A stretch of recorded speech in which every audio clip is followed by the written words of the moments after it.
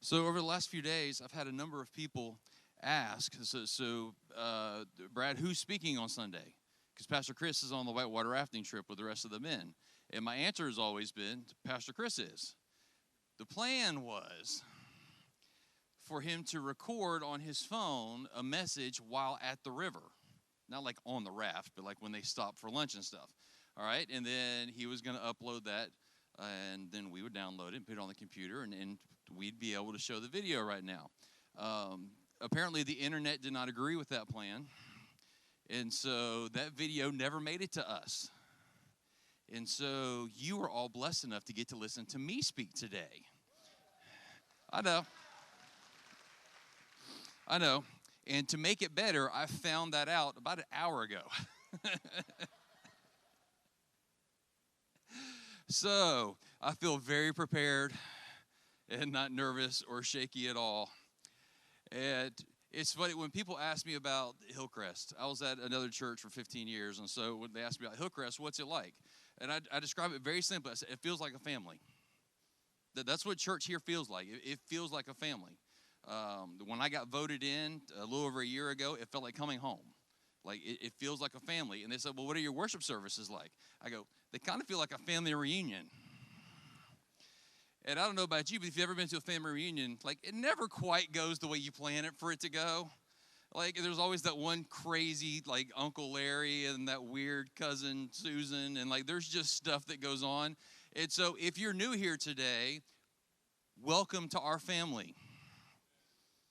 The craziness that is the Hillcrest family, this is kind of who we are. And so as much as we try, like, we just have random stuff sometimes to happen. And so thank you for bearing with us through this, and thank you for bearing with me. I promise that I will do my best not to talk very long. Now, we should be able to get Pastor Chris's message, and so the plan is we'll put that online this week. We'll put it on the church Facebook page. We'll put it on our church website, and so you'll have access to that. Now, Pastor Chris was going to be talking about purity in your marriage. I am not. I'm not certain that I am grown up enough to talk about that with everybody in here. So, just not. So I went to my computer this morning. I was like, oh, what are we going to talk about today? And I went and pulled out a message that I used 10 years ago. So that's what we're going to do today. So he was going to talk to you about purity in your marriage. I'm going to talk to you about two concepts that I know I have struggled with pretty much my entire life, especially my adult life and being a church ministry. And there are these two concepts: truth and grace.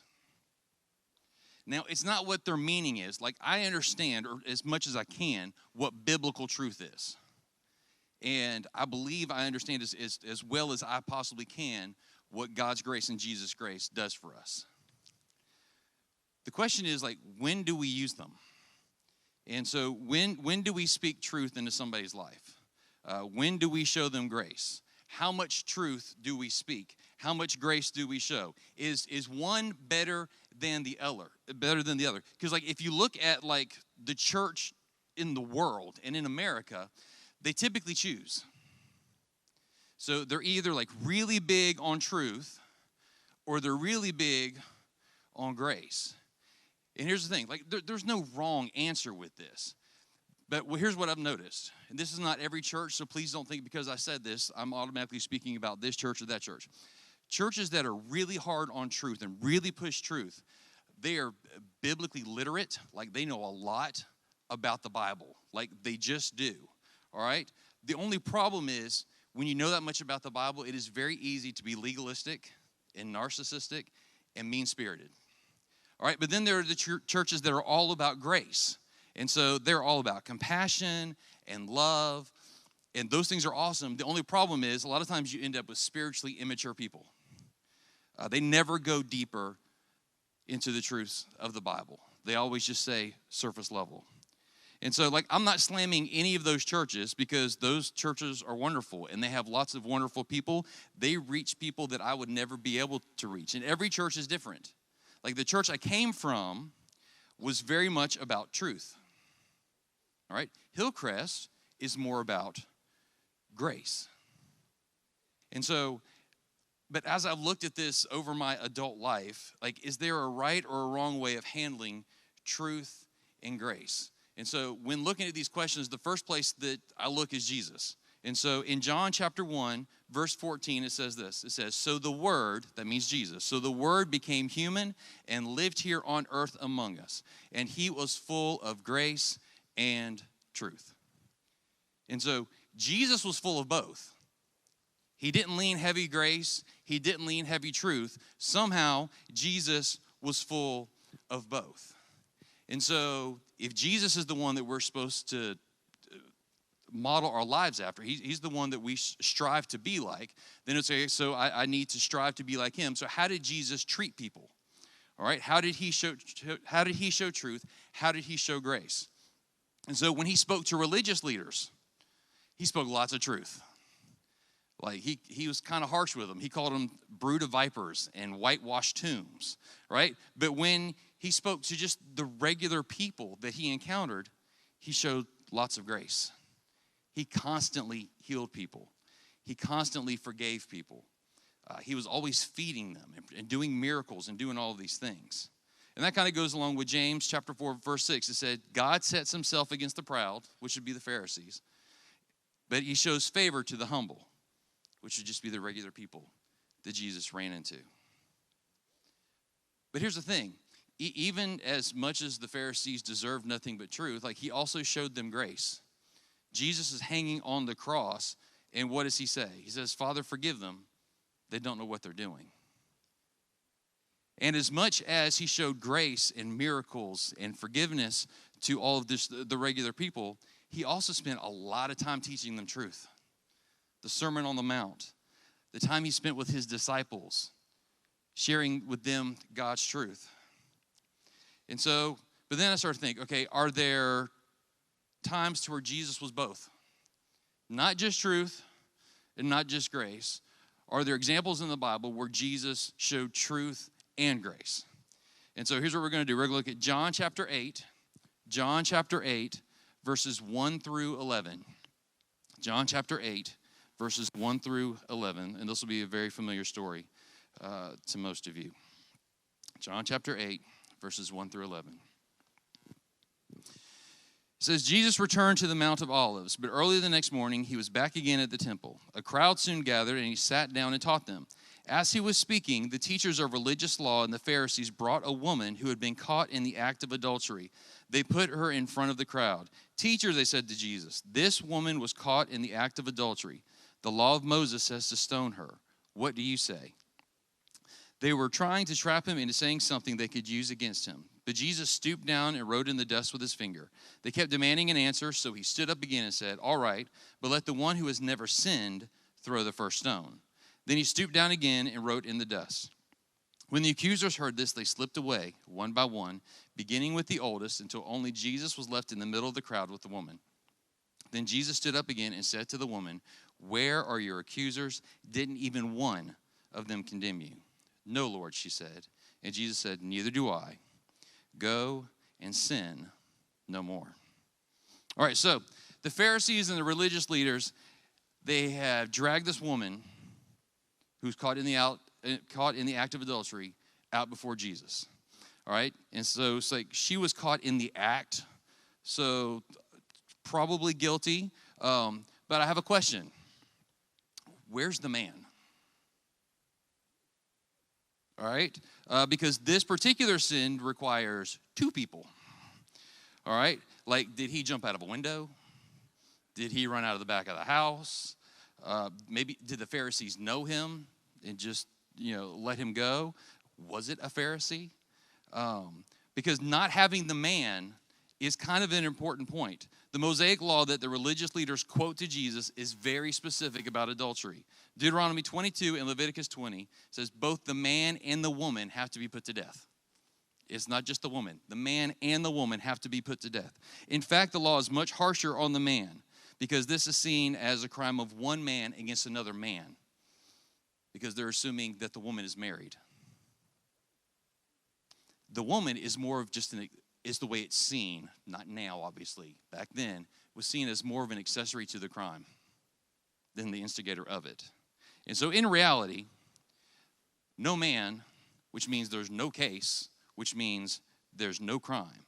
And so I believe Jesus knew this and therefore knew something was up. Now, why were they doing this? They were trying to trap Jesus. All right? They were trying to get him to either break the law by saying that she didn't need to be stoned, or saying, yes, the law says to stone her, at which point in time he would lose the support of the people. And so that's what they were going for. So in verse 4 it says, teacher or rabbi, this woman was caught in the very act of adultery. The law of Moses says to stone her, and what do you say? Instead of answering her, this is one of my favorite things that Jesus does.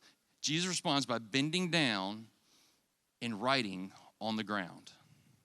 All right, now, when I'm thinking about this, then we've got a picture. When I'm thinking about this in my head, this is kind of what it looks like. Not me. We literally threw this together this morning. There should be a picture there. There it is.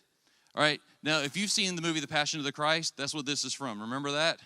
They drag out Mary Magdalene, and then Jim Caviezel, the actor playing Jesus, like he bends down, there's dramatic music playing, and he wipes his hand in the dirt, and dust is flying, and they throw her down, and there's all this kind of stuff. And so, like, that's what I see in my head. The only problem is it wasn't Mary Magdalene. The Bible says that Mary Magdalene was possessed by seven demons. It doesn't say anything about adultery. So at least we don't think that it was her. That's something that comes out of different denominations and different faith. But here's the other thing. Where did this scene take place? It was in the temple. Jesus was teaching in the temple. All right, did the temple have dirt or sand floors for all this dust and dirt to fly up on? No. All right, it had stone floors. And they probably look more like that. All right, so here we go. Jesus, the Son of God, God in human form, God in the flesh, bends down and starts writing on these stones, which made up the floor. So here we go. God is writing on stones. Where in the Bible have we seen this before? The Ten Commandments. In Exodus 31, verse 18, it says, then as the Lord finished speaking with Moses on Mount Sinai, he gave him the 2 stone tablets inscribed with the terms of the covenant written by the finger of God. That's cool in and of itself. I think that God would write on the stone tablets with his own finger. Okay, so now what did God write on the stone tablets? The Ten Commandments, the law. So God gave them the law. So get this mental picture. Jesus, the Son of God, is writing on stones with his finger. The Pharisees are quoting to him the law. What did God write on the stones to start with? The law. All right, so theologians have debated for centuries what they think that Jesus was writing on those stones. Here's my answer. I have absolutely no idea. Like zero, zip, zilch, I've got nothing. I don't know if he was doodling. I don't know if he's writing people's names. I have no earthly idea. But I do know what I would have been thinking had I been Jesus. Who are you to quote the law to me? I wrote it. Now, is that what he said? No. Because in his infinite wisdom, he said, all right, stone her. But let those who have never sinned throw the first stone. Now, can you imagine the Pharisees' faces of this? They probably didn't know what to do. I mean, this is not what they expected to hear. Now, traditionally, when we examine what Jesus said here, we focus on the having never sinned part, and we'll get to that. But I want us to look at the casting the first stones part. In the Mosaic Law, it states that it requires at least 2 witnesses to prove someone's guilt. 1 witness is not enough, and that's from Deuteronomy chapter 17. It said, when it came time for the person to be put to death, the 2 witnesses were supposed to throw the first stones. They did this to keep people from making accusations against someone else and then letting other people do the dirty work of actually stoning someone. This was to keep you from making a false accusation. You actually had to follow through and stone them yourself. You had to be prepared to kill someone because you believed in the accusation so strongly. So, after Jesus makes his statement, he stoops back down again and begins writing on the stone floor again. Once again, God is writing on stones. So this is the second time Jesus has bent down. All right, back in Exodus, how many times did God have to write out the 10 Commandments? Twice. The first time Moses broke the tablets after coming down off the mountain and seeing the Israelites worshiping a golden calf. And so he had to go back up, and God had to write them again. And so here we see Jesus, the Son of God, writing on stones for the second time. All right, now here's what I think is really neat. In the Old Testament, in Exodus, when God is writing the Ten Commandments and he's writing them on stone, what is he giving us? The law. All right? In 2 Corinthians 3, verse 7, it says, that old system of law etched in stone led to death, because that's what the law leads to. It leads to death. So the first time God wrote on stones, it led to death. The second time God writes on stones, through Jesus, he gives us grace. The first time was the law. It was the old covenant. The second time was grace, and it was the new covenant. So Jesus is bending down. He's writing again, and the accusers begin to leave. So either there were no actual witnesses, or they just didn't have the stomach to follow through with their accusation. And then in verse 9, it says that the oldest left first. Why? I mean, they had lived the longest. I guess they had most likely sinned the most. It goes back to Jesus' statement about those who've never sinned casting the first stone. You know, I'd always hoped as I got older, life would get easier and that I would sin less and I would make less dumb mistakes. Young people, we try to learn from our mistakes. We just make new dumb ones all the time, especially parenting, y'all. We make lots of them. Life doesn't get any easier. It just doesn't. Some of the habits that you form when you're young, they are hard to break, and they will follow you forever. Young people, make good choices now. The choices you make now will be all over you when you're 30 years old, and when you're 40 years old, and you're 50 years old. Make good choices now. So, eventually all the Pharisees leave, and it's just Jesus and the woman. And Jesus says in verse 10, where are your accusers? Didn't even one of them condemn you? And the woman replied, no, Lord. And Jesus said, neither do I. Go and sin no more. What an act of grace.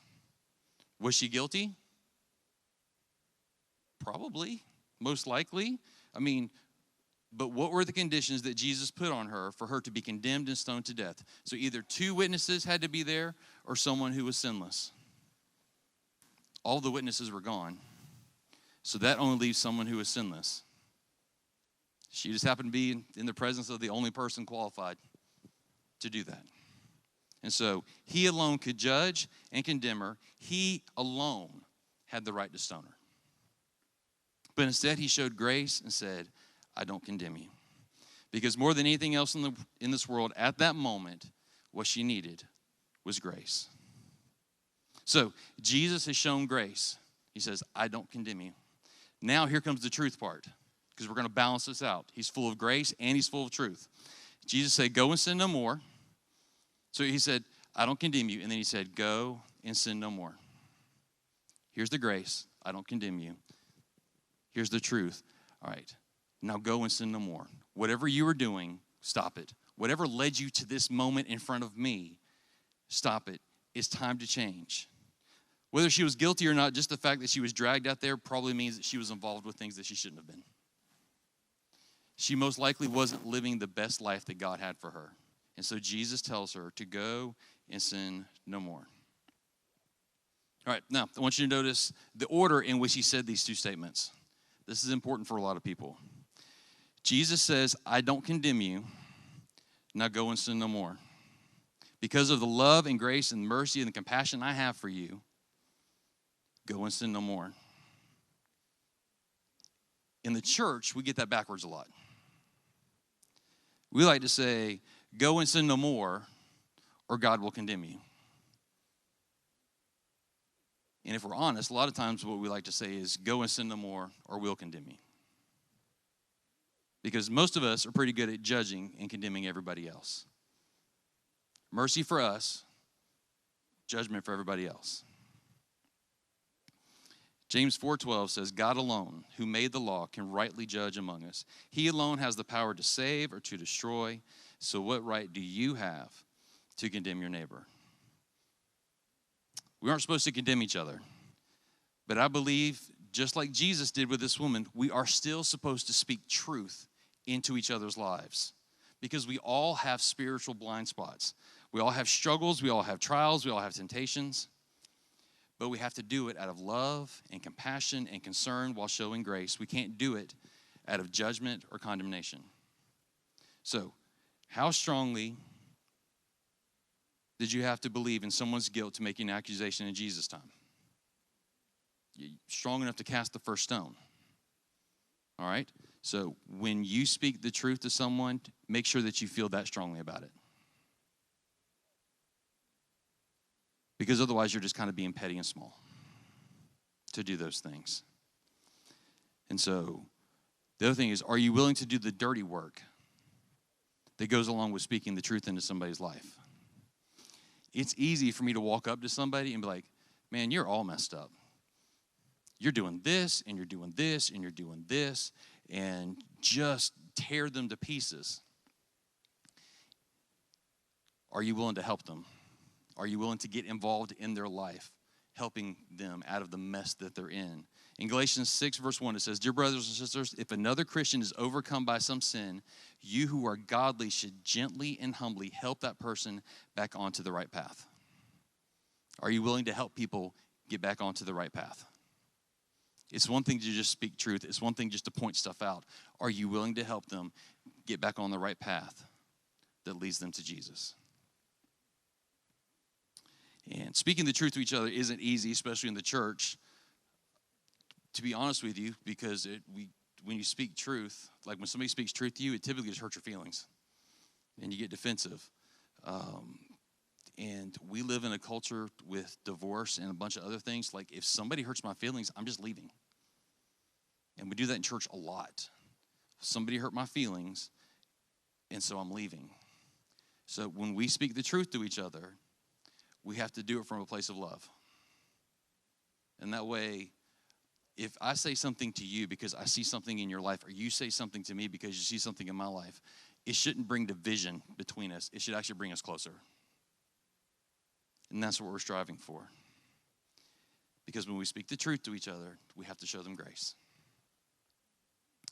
And so some of us are really, really good at speaking truth to each other. And we like to call people on all kinds of stuff. Let me challenge you to also be really good at showing grace. Some of us are really good at showing grace to people, and we will forgive them for anything, and it doesn't matter what they do, and there are no consequences. We also have to speak truth into their lives. Some paths lead to destruction, and we can't let people walk down those. And so when those moments happen, do I show truth? Do I speak truth? Do I show grace? Let the Holy Spirit lead you as to what you need to do and what you need to say. I believe we're supposed to do both. We're supposed to do both. Jesus was full of both. I don't understand how, but he's full of both. And that's what we're supposed to be like, full of truth and grace. All right. Not even 12 o'clock. You're welcome. All right. One more thing I want to show you in this story. So it takes two witnesses to accuse and condemn someone. Could Jesus get rid of the woman's guilt in the minds of the Pharisees that were there? No.